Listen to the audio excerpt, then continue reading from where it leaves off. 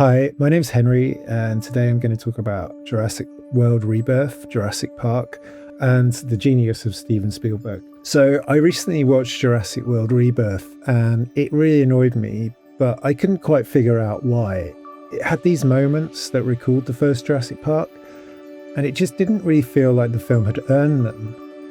And it got me thinking about how smart Spielberg was when he made Jurassic Park and how he got everyone on board with CG dinosaurs. There's one specific monumental scene in Jurassic Park, and I think it really highlights just how completely perfect Spielberg was for this movie and how it basically changed the world. That is one big pile of shit.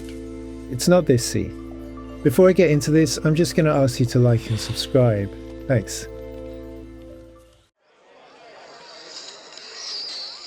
So let's go back a bit in Spielberg's career to Jaws. Famously, Spielberg had to battle with a faulty mechanical shark to get Jaws made, and the word in Hollywood was that the film would be a massive flop. Spielberg's genius move in making Jaws was to get the characters to do the legwork with these very naturalistic, Robert Altman-style domestic scenes. Want to get drunk and fool around? Oh yeah.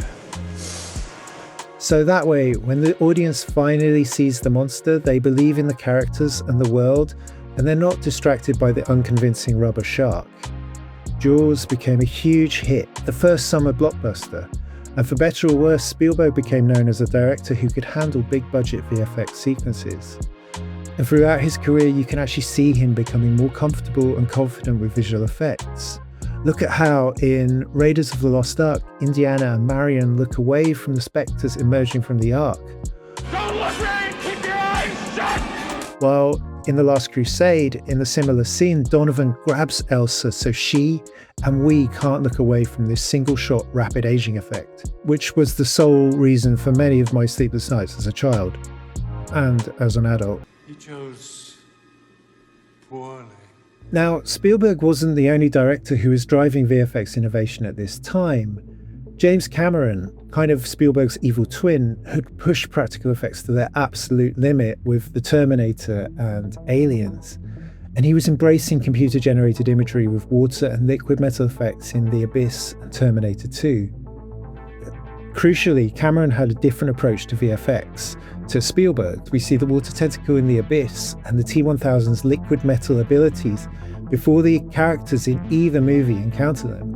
And this is a classic monster movie way of building tension because, as the audience, we're wondering how their powers are going to challenge the characters. But this also strips the movie of a little of that Spielbergian cinematic magic. Famously, James Cameron missed out on the rights to Jurassic Park by a matter of hours, and he promised a very different film, something much darker and more violent than Spielberg's vision.